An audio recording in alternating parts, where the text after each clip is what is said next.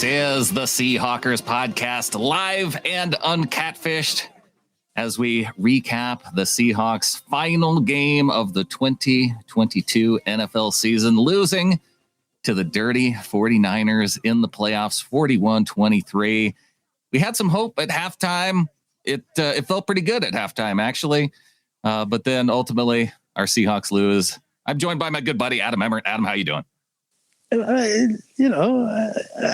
are you supposed to say, right? Like, I'm supposed to be happy because it's been a great season. What a great season. And tough way for it to end, no doubt about it.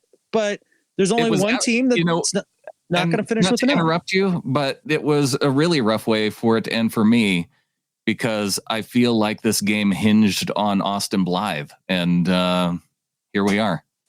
Yeah, I would disagree with that. The game hinged on the fact that our defense couldn't stop anything today, and they had, I think, 1 3 and out.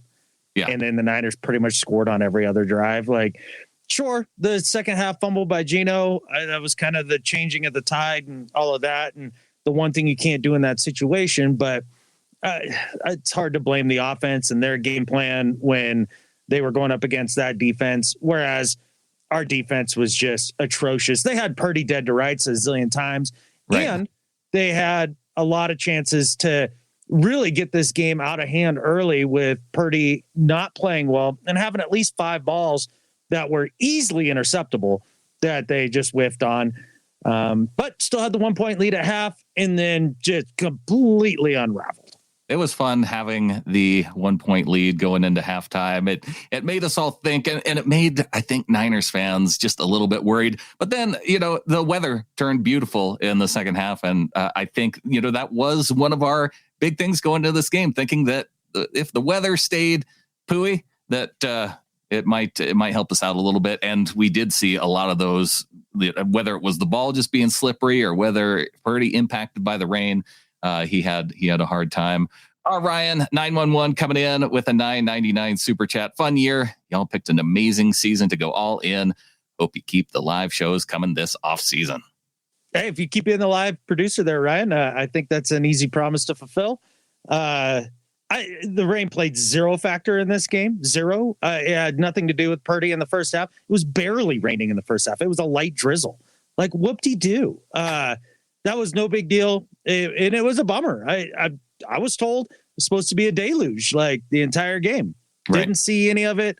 And honestly, the Seahawks, they hung in with them for the first half, though, after going down 10-0, then storming back. Ken Walker was involved. They were running the ball well.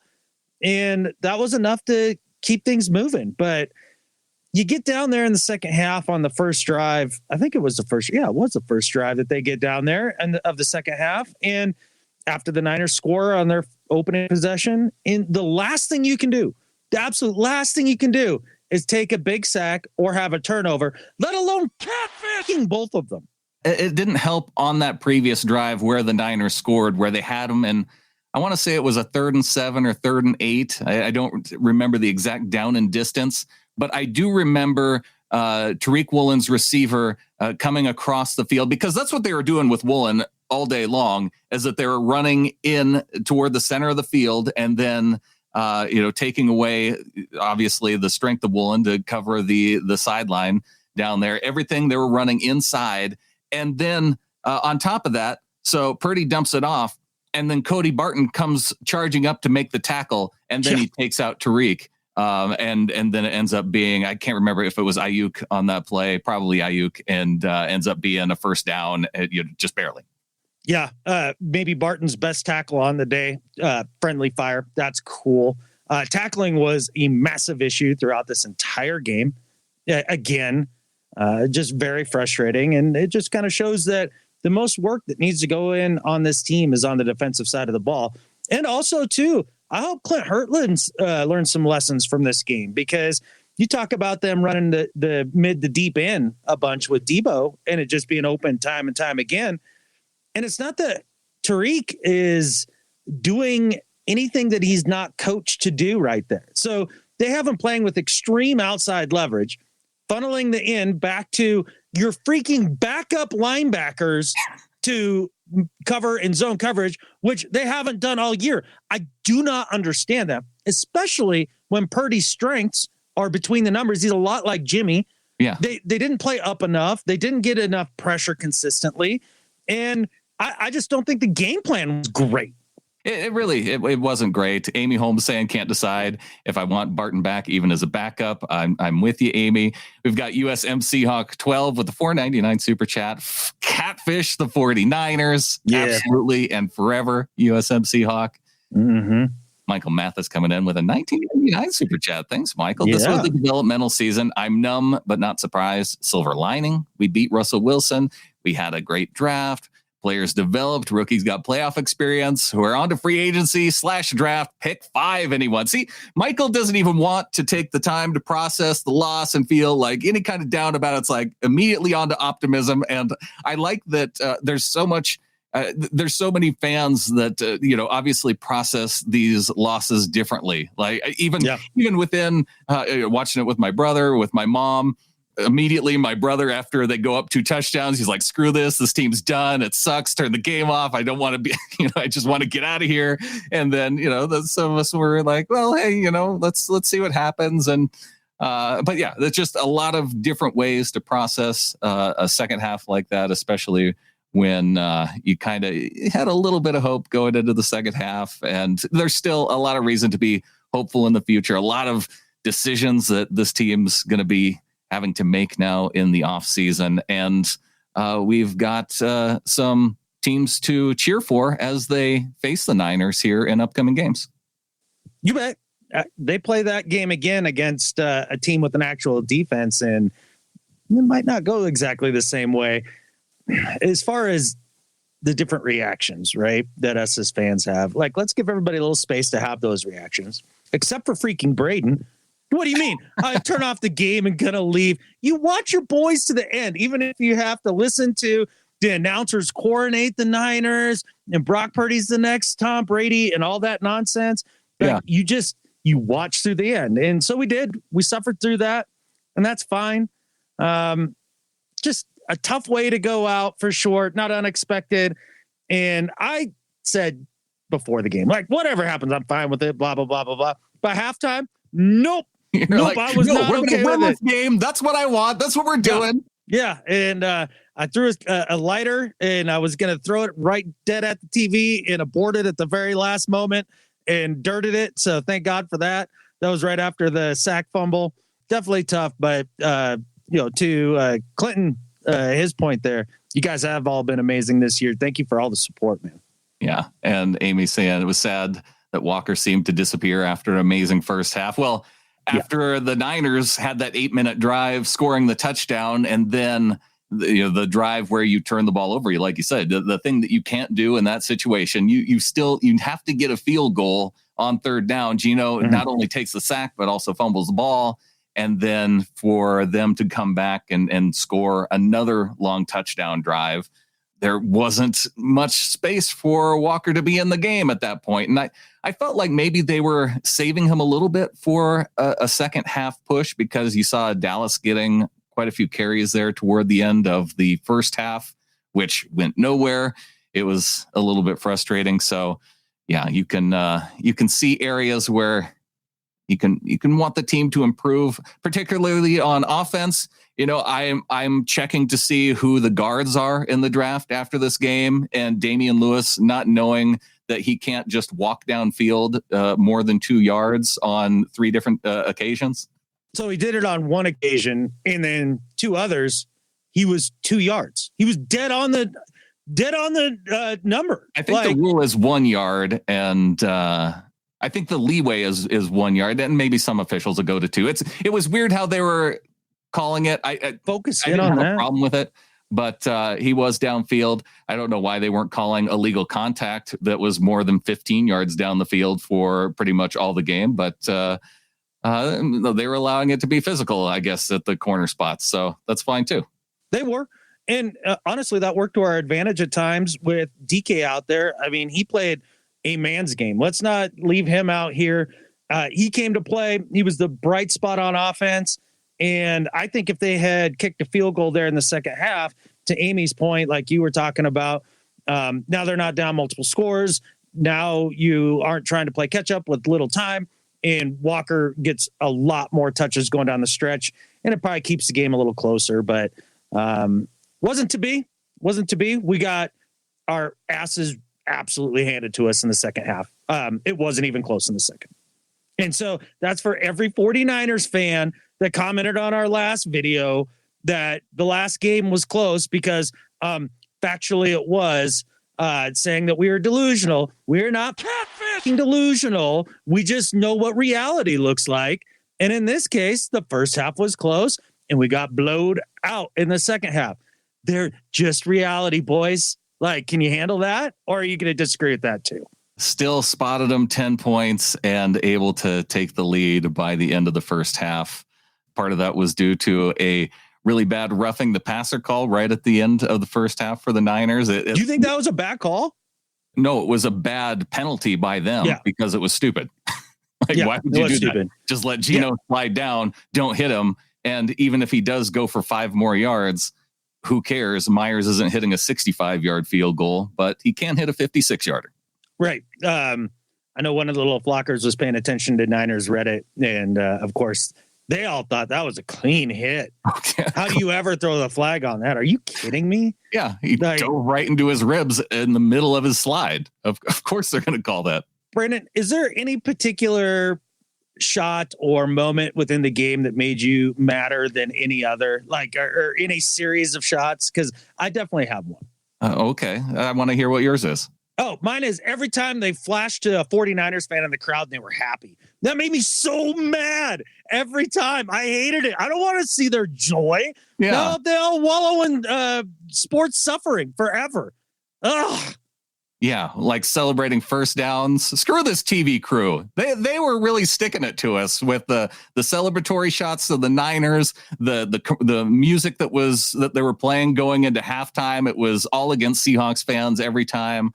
I definitely wasn't into it. Michael O'Hara coming in with a €5.99 super chat. Second game in a row against the Niners that a fumble changed the game. Not to mention our poo-poo defense not being able to tackle anything. The thing is, Michael, yes, this is a game you had to play perfectly, and they didn't. They didn't play it perfectly on defense. They allowed the Niners to run all over them, big play after big play.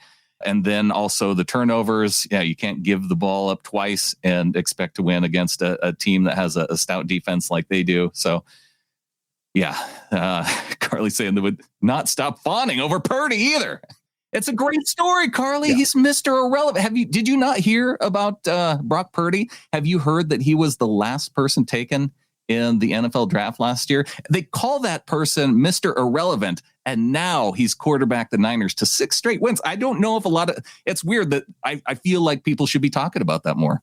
There's so much to talk about when it comes to Purdy. I mean, I heard that he saved a litter of puppies the other day on his way into the facility, and that, he's been in contact with the State Department at the Biden administration to help broker a deal for the end of the Ukrainian-Russian conflict. And he also is going to be the first guy to go to the moon on the SLS. Like, Brock Purdy, Mr. Irrelevant, they called him, but I mean, he's just changing the world out there.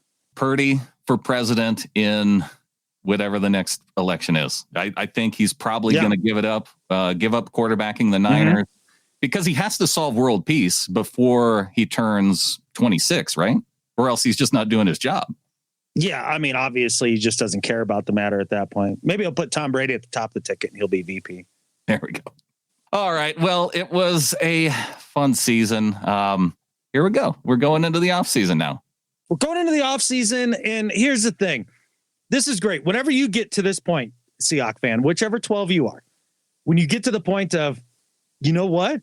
Okay, it's over, but that was so much better than it was ever supposed to be.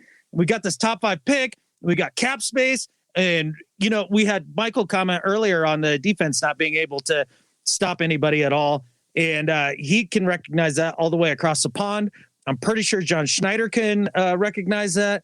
And so it's going to be thrilling to see what they do defensively with all of this ammo coming up here in this next draft. Because offensively, they're going to be fine. They're going to be just fine.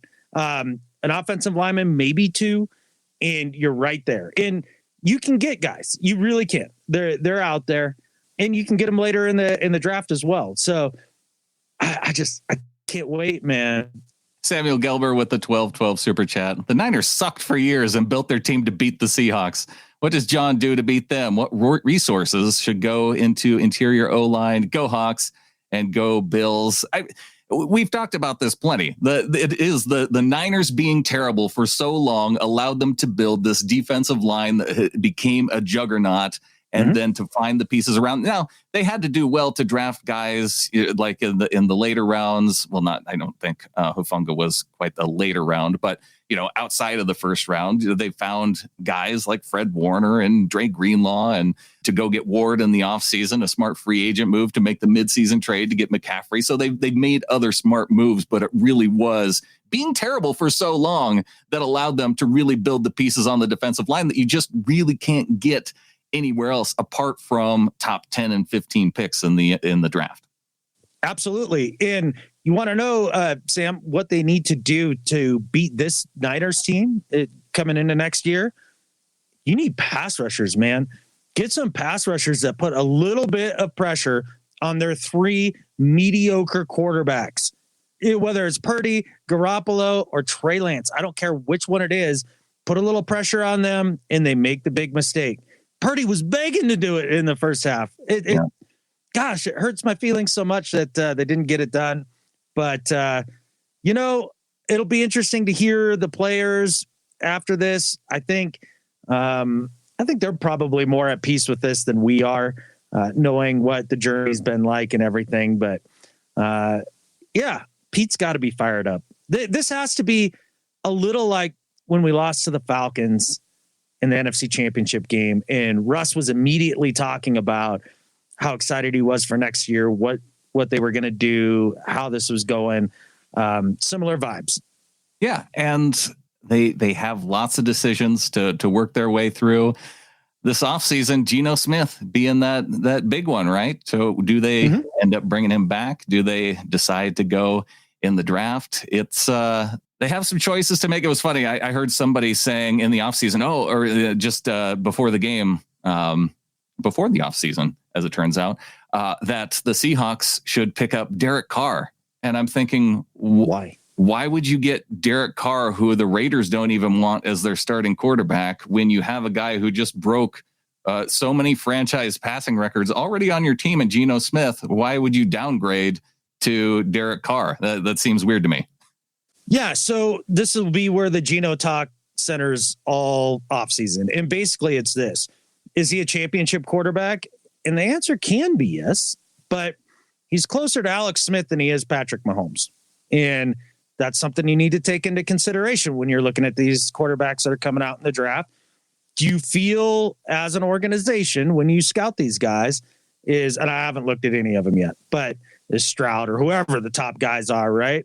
Or one of those guys do they give you the fizz like an Allen or a Mahomes when they were coming out, like they gave John Schneider the fizz back then? I think if one does, you draft him. But much like the Chiefs did with Alex Smith, at least franchise Geno. If you can get him for 35 or less for a year or per year, you do it. You just do it and figure out the rest later. Yeah, franchise tag makes a ton of sense. That's a lot to talk about for the offseason.